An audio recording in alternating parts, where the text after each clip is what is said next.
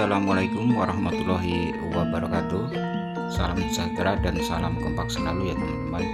Video kali ini kami berada di area persawahan Desa Sarimulya, Blok F, Sitiung 2, Provinsi Jambi ya teman-teman. Ini dalam rangka kedatangan Bapak Bupati, Bapak Bupati Bungo ya teman-teman, dalam rangka tanam padi sawah ya teman-teman. Sangat luar biasa kekompakan para petani-petani tersebut, sangat luar biasa ya teman-teman. Dan inilah para masyarakat Desa Sarimulya yang sedang aktivitas menanam padi sawah ya teman-teman.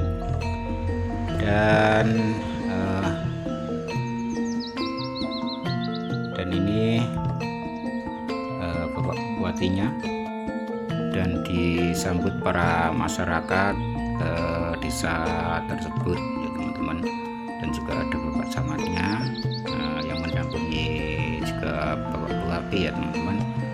Sangat luar biasa Bapak Bupatinya, Bapak Bupati Bungo, dan juga ada bapak-bapak PPL ya teman-teman, mendampingi Bapak Bupati. Selamat datang kami ucapkan kepada Bapak Bupati Bungo beserta rombongan pada lokasi tanam padi sawah, lokasi Oplah Nonrawa, Dusun Sarimulya, Kecamatan Jujuhan Ilir.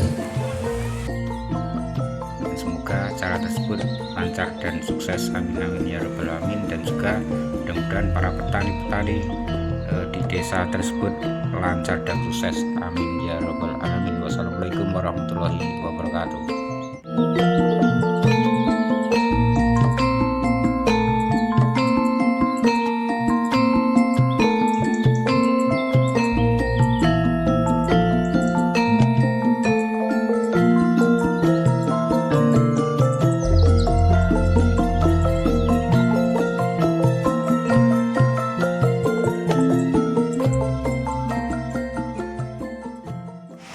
Kemarin kami rencana Sabtu, karena ada kegiatan lain, kami mohon maaf hari Minggu.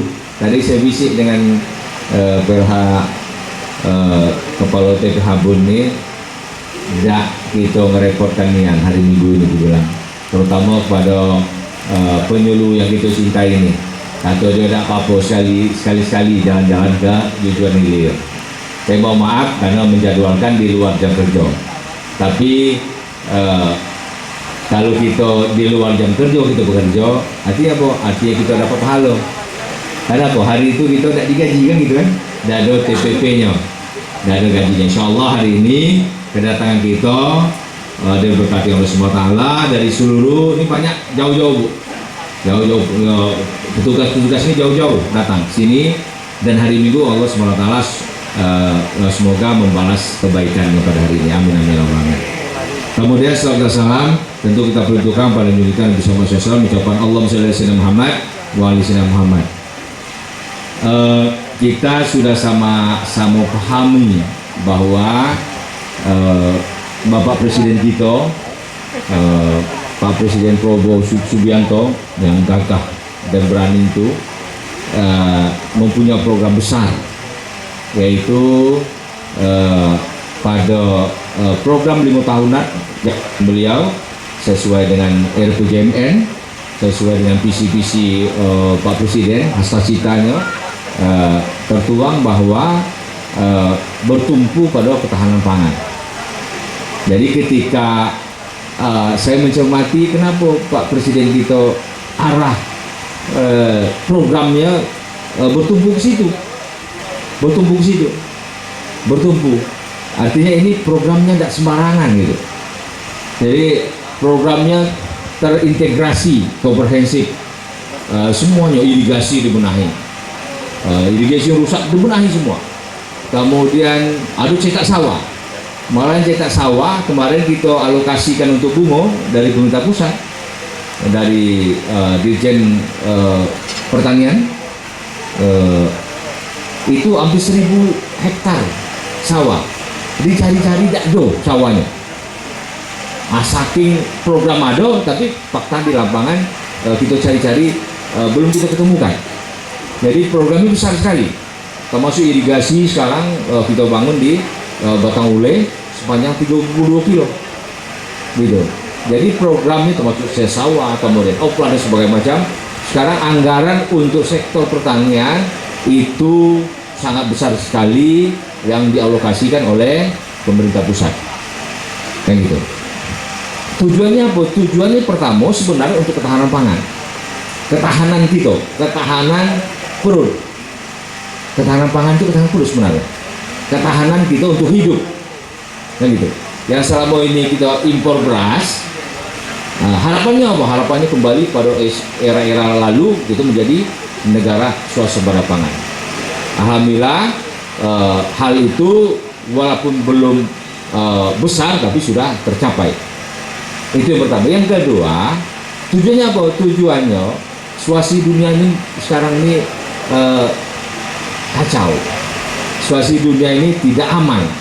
Situasi dunia ini kita lihat sekarang begitu mudahnya negara besar itu mengintervensi negara lain. Begitu mudahnya sekarang Presiden Trump itu Amerika itu kalau dia mau dia caplok ke negara lain. Sekarang dia mau caplok Iran. Kemarin dia caplok ke depan dia Kuba mau dicaplok. Jadi apa? Jadi tujuannya apa? Tujuan kalau seandainya kita, negara kita ini terjadi hal seperti itu, bangsa dan rakyat kita tetap makan. Karena apa? Karena padi kita banyak. Kemudian pertanian kita kuat. Sektor pertanian kita kuat. Sehingga terjadi gejolak dunia ini dan merambat ke kita. Kemarin saya rapat dengan Pak Presiden langsung, itu salah satu yang disampaikan kita. Kalau ada intervensi ke bangsa kita kuat secara di bawah kita kuat. Rakyat kita tetap makan. Maka ini diperkuat. Jadi ketahanan pangan ini bukan saja ketahanan untuk kita bisa hidup, tapi ketahanan untuk pertahanan negara juga. Kalau kita impor beras, terjadi intervensi negara lain, maka negara kita mengguncang, masyarakat tak makan, kemudian terjadi kelaparan. Ini yang dihindari oleh strategi presiden kita supaya negara kita kuat. Salah satu bertumpu pada pertahanan pangan. Terjadi masalah di dunia ini, terjadi masalah di bangsa negara kita, rakyat kita tetap makan karena irigasinya bagus, kemudian sawahnya luas, kemudian rakyatnya bisa bercocok tanam dan bisa menikmati hasil dari jeripaya ini walaupun kondisi negara agak genting. Itu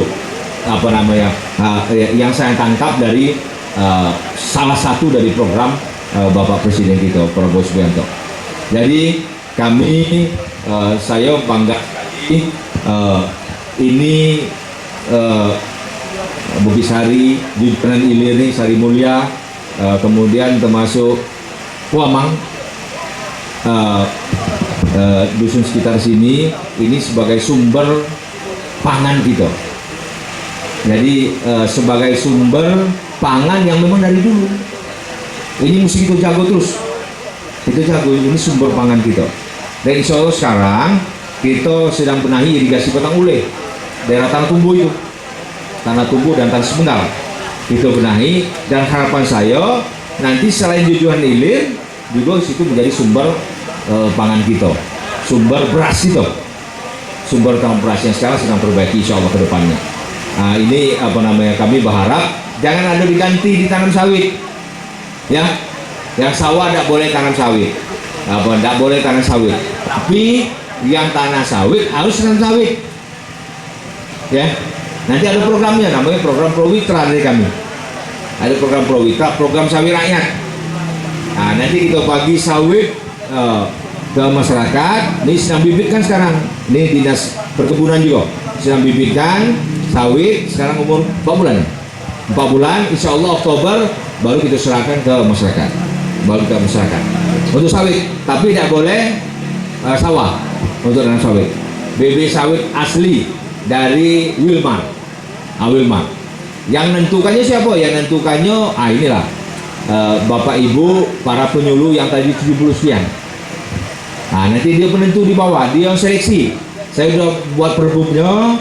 Itu perbub tidak boleh dilanggar itu. Dan dilanggar, kalau dilanggar kaget jadi masalah. Kan itu. Yang apa namanya? Ini diseleksi, seleksi orang. Jadi yang paling berhak itu yaitu orang yang tidak memiliki sawit, itu yang nanti apa namanya menerima bibit beserta pupuk pertama, kemudian nanti beserta alat berat gratis. Alat beratnya gratis dari kita, tapi minyaknya dari Bapak Ibu sekalian. Minyaknya, alat beratnya dari kita. Tapi saya masih janji nih dengan para penyuluh nih, janji baju. Kemarin saya pesan ke Bandung. Setelah saya pesan kemarin, sudah ada ya? Iya, saya pesan baju untuk penyuluh. Lalu udah janji kemarin, hampir 8 bulan janjinya, bajunya belum datang. Nanti saya serahkan insya Allah.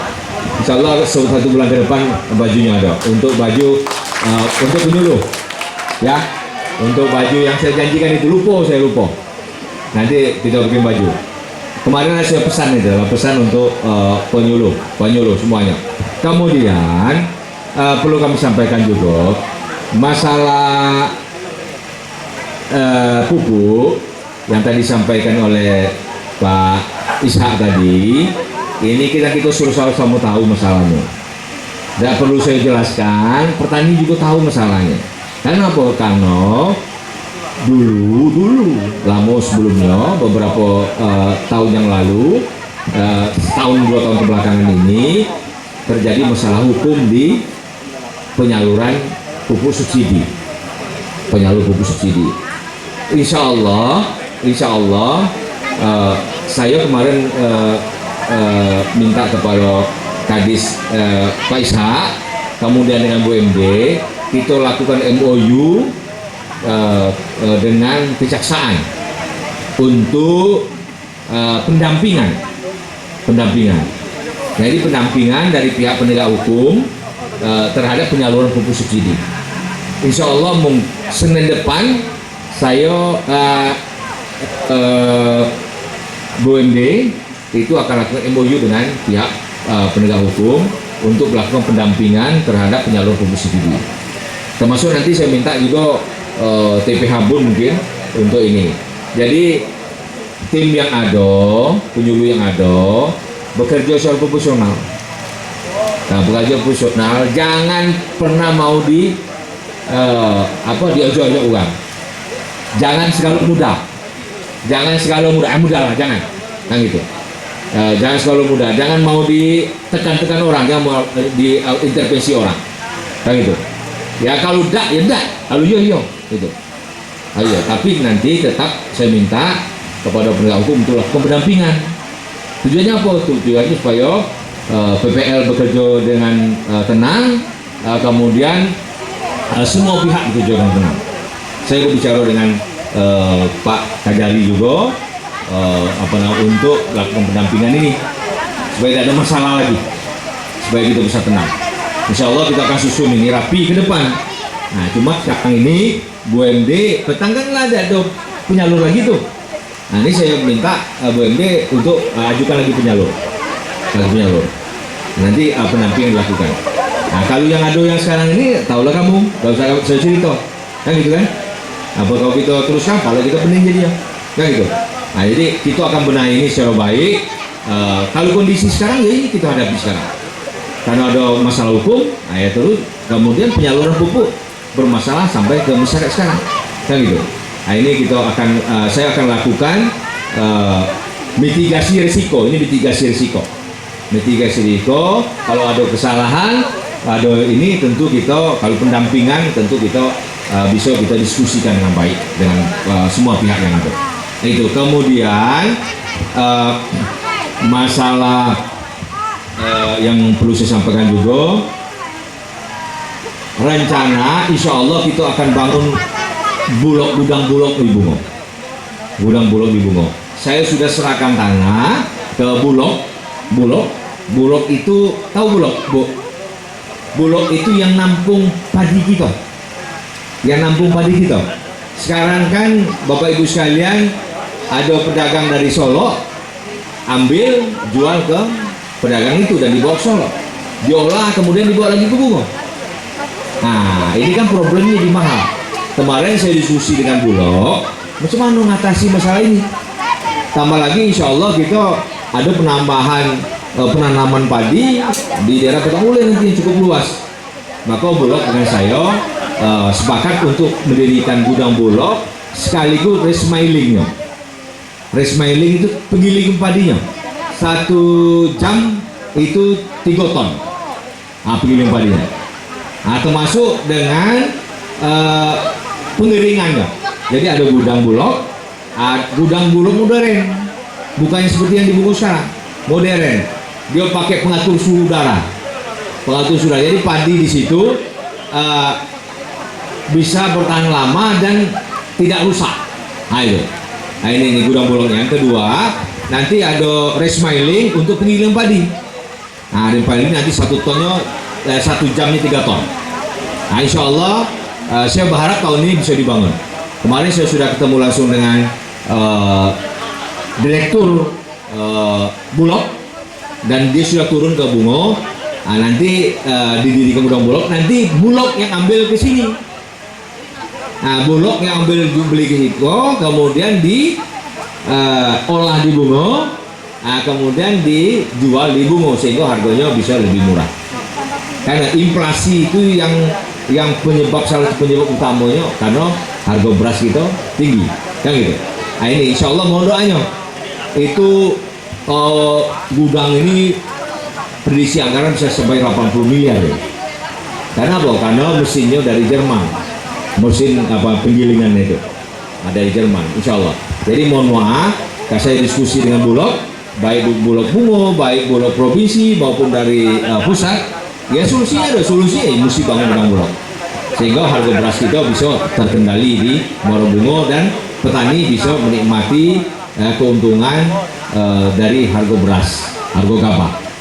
Jadi itu harapan kami, kita sama-sama. Saya minta dengan Pak Kadis PPH Bun dan seluruh jajaran, ini kita mesti betul-betul bina petani kita.